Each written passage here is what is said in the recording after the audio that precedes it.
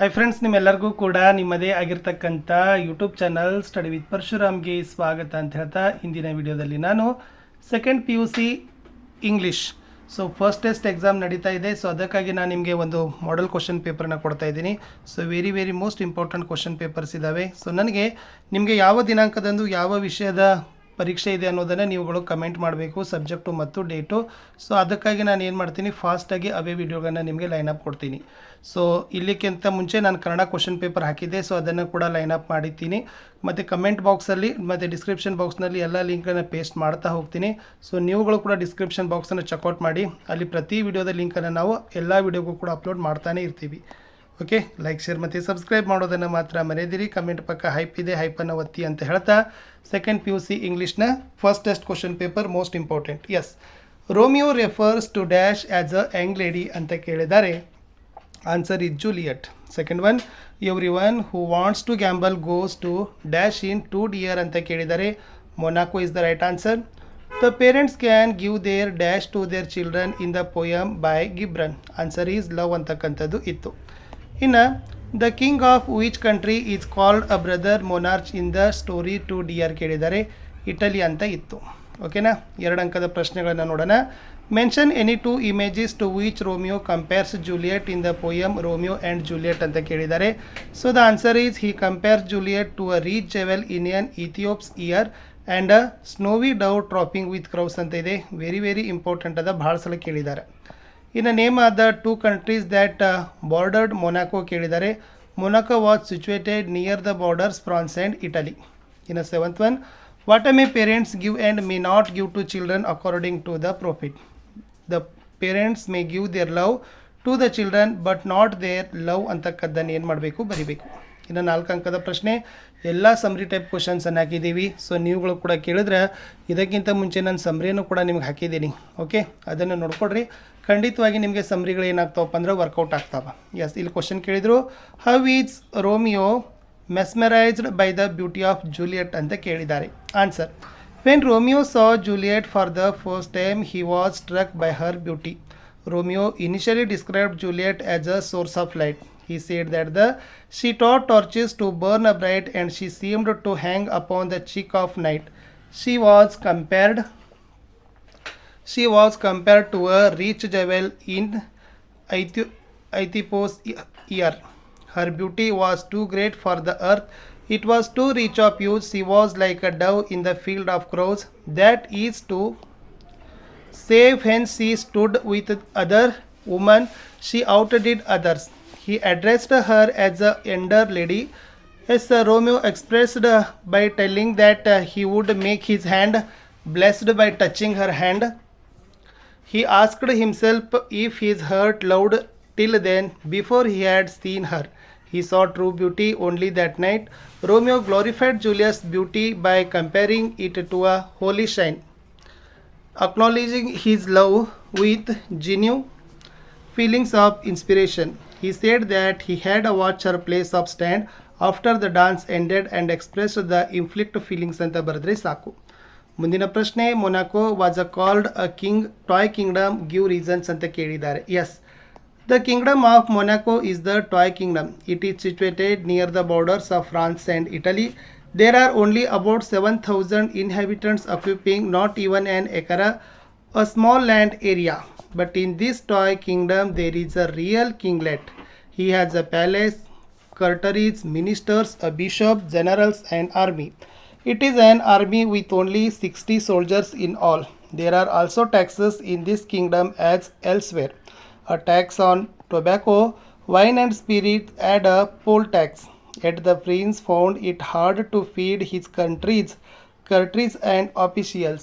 He found a new and special sources of revenue to meet this and its revenue for a gaming house.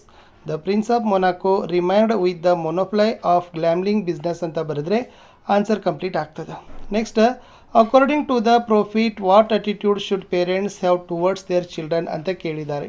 Answer, according to the speaker, the parents should take care of their children as to take their souls well in the house of tomorrow means they have different vision of life. The prophet categorically states that our children are not our children. That means the parents should not be possessive of their children. They are the sons and daughters of lives longing for itself. The prophet categorically tells us about the parent-child relationship. Children come through parents, but they don't belong to them. Moreover, children come through parents but not from them. According to the prophet, parents may give them their love but not their thoughts. Because children have their own thoughts, parents may house children's bodies but not their souls.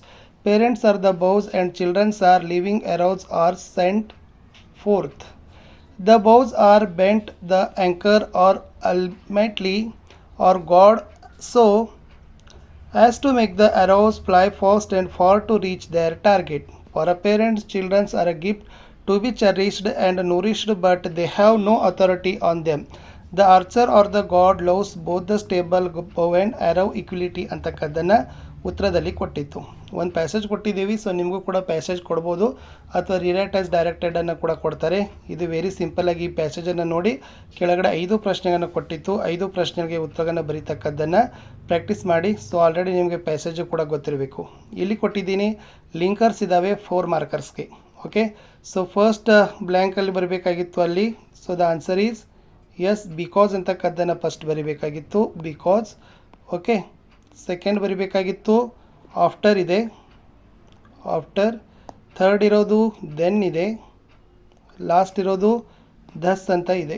So ಇಲ್ಲಿ linker ಆಗಿರ್ಬೋದು, ಪ್ರಿಪೋಸಿಷನ್ಸ್ಗಳನ್ನ ನಿಮ್ಗೆ ಏನು ಮಾಡಿರ್ತಾರಪ್ಪ ಅಂದ್ರೆ ಕೊಟ್ಟಿರ್ತಾರೆ. So ಚೆನ್ನಾಗಿ practice ಮಾಡಿ. ಇದು 4 ಮಾರ್ಕರ್ಗಿತ್ತು. ಇದೊಂದು ಮಾಡೆಲ್ ಆಗಿ ತೊಗೊಳ್ರಿ. ಓಕೆನಾ. ಇನ್ನು ಲೆಟರ್ ರೈಟಿಂಗನ್ನು ಕೊಟ್ಟಿದ್ದೀನಿ. ಸೊ ಇದು ಮೇನ್ ಆಗಿರ್ತಕ್ಕಂಥದ್ದು ಜಾಬ್ ರೆಸ್ಯೂಮನ್ನು ಬರೀತಕ್ಕಂಥ ಲೆಟರ್ ರೈಟಿಂಗ್ ಅದ. ಜಾಬ್ ಅಪ್ಲಿಕೇಶನ್ ಬರೀಬೇಕು. ಇಲ್ಲಿ ಅಡ್ವರ್ಟೈಸ್ಮೆಂಟ್ ಕೊಟ್ಟಿದ್ದಾರೆ. ಸೊ ಏನು ಮೊದಲು ನೋಡ್ಕೊಳ್ಬೇಕು, ಯಾವ ಹಾಸ್ಪಿಟಲಲ್ಲಿ ಅಂದರೆ ಎಲ್ಲಿ ಪ್ಲೇಸ್ ಇದೆ, ಏನು ಕ್ವಾಲಿಫಿಕೇಷನ್ ಕೇಳಿದ್ದಾರೆ, ಏನು ಡಿಸೈರಬಲ್ ಕ್ವಾಲಿಫಿಕೇಷನ್ ಇದೆ, ಆಮೇಲೆ ಅಡ್ರೆಸ್ ಏನಿದೆ ಅನ್ನೋದನ್ನು ಕೇಳಿದ್ದಾರೆ. ಓಕೆ, ಆಲ್ರೆಡಿ ಇಲ್ಲಿ ಹೇಳಿದ್ದಾರೆ ನೇಮನ್ನು XXXS ಯೂಸ್ ಮಾಡಬೇಕು, ಅಡ್ರೆಸ್ಸನ್ನು YYY ಅಂತ ಯೂಸ್ ಮಾಡಬೇಕು. ಓಕೆ, ಸೊ ಫಸ್ಟ್ ಬರೀತೀರಿ XXXX YYY, ನಿಮ್ಮ ಡೇಟನ್ನು ಹಾಕ್ತೀರಿ. ಸೊ ಯಾರಿಗೆ ಬರೀಬೇಕು, ಮೇಲೇನೆ ಅವರು ಕೊಟ್ಟಿದ್ದಾರೆ. ಸೊ ಇದನ್ನು ಯಾರಿಗೆ ಕಳಿಸ್ಬೇಕಾಗಿತ್ತಂತ, apply within 10 days to the chairman HR ದಿಂದ ಬೆಂಗಳೂರು. ಅದನ್ನು ಅಡ್ರೆಸ್ ಏನು ಮಾಡಿರಿ, ಕಾಪಿ ಮಾಡಿರಿ. ಆಮೇಲೆ ಇಲ್ಲಿ ಏನು ಮಾಡ್ರಪ್ಪ ಅಂದ್ರೆ ರಿಸ್ಪೆಕ್ಟೆಡ್ ಸರ್ ಅಥವಾ ಮೇಡಮ್ ಅಂತ ಬರೀರಿ. ಸಬ್ಜೆಕ್ಟ್ ಆಲ್ರೆಡಿ ಅವ್ರ ಮೇಲೆ ಕೊಟ್ಟಿದ್ರು. ಏನಂತ ಕೊಟ್ಟಿದ್ರು, ಎಸ್ ಯಾವ ಪೋಸ್ಟ್ ಇದೆ ಇದು, ಪೋರ್ಟ್ರೀಸ್ ಹಾಸ್ಪಿಟಲ್ ಗ್ರೋಸ್ Bengaluru invite application for the post of orthopaedic surgeon ಅಂತ ಇದೆ ನೋಡಿ. Okay, application for the post of orthopaedic surgeon ಅಂತ ಬರೀರಿ. ಜಸ್ಟ್ ಇಲ್ಲಿ ರೆಫರೆನ್ಸ್ ಅಂತ ಏನು ಮಾಡ್ರಪ್ಪ ಅಂದ್ರೆ ಒಂದು 4 ಸಾಲ ಅದಾವೆ. ಏನು ಬರೀಬೇಕು, your advertisement in Deccan Cornelic dated 10 August 2024 in response to your advertisement mentioned above, I am applying for the post of orthopedic surgeon. I have necessary qualification and experience required for the above said post. I have enclosed my resume with the application. For your information and consideration, I assure you of my sincere service if appointed for the post. Thank you, your faithfully XXX ಅಂತ ಬರೀರಿ. Next ಇಲ್ಲಿ ರಿಸ್ಯೂಮನ್ನು ಬರೀಬೇಕು. So name ಮತ್ತೆ ಬಳಸುವತ್ನಾಗ XXX ಅಂತ ಬಳಸಬೇಕು. Father ನೇಮ್ಗಳು ಕೂಡ FF ಅಂತ ಬರೀರಿ. Date of birth, permanent address ಕೂಡ YYY ಹಾಕಬೇಕು. ನ್ಯಾಷನಾಲಿಟಿ, ಆಮೇಲೆ ನಾಲೆಡ್ಜ್ ಲ್ಯಾಂಗ್ವೇಜಸ್ ಇದೆ. ಆಮೇಲೆ ಇಲ್ಲಿ ಕ್ವಾಲಿಫಿಕೇಷನ್ ಟೇಬಲ್ ಹಾಕಬೇಕು. ಫಸ್ಟ್ 10th ಹಾಕೋತ ಹೋಗ್ರಿ. 10th, SSLC, MBBS ಮತ್ತು MD ಇದೆ. So name of the examination, board, percentage, subjects. Last ಇಲ್ಲಿ ಏನು ಬರಬೇಕಪ್ಪ ಅಂದ್ರೆ other interest, hobbies, reading books ಅಂತ ಬರೆದು ಇಲ್ಲಿ ಡೇಟ್ ಹಾಕಿದರೆ ಸಾಕು. ಇದು ನಿಮ್ಮ ರಿಸ್ಯೂಮ್ ಏನಾಗ್ತದಪ್ಪ ಅಂದ್ರೆ ಕಂಪ್ಲೀಟ್ ಆಗ್ತದೆ. ಇಷ್ಟೊಂದು ಮಾಡಲ್ ಕ್ವಶನ್ ಪೇಪರ್ ಇತ್ತು ಅಂತ ಹೇಳ್ತಾ ನಾನು ಸಿಗ್ತೀನಿ ಹೊಸ ವೀಡಿಯೋದಲ್ಲಿ. Good luck.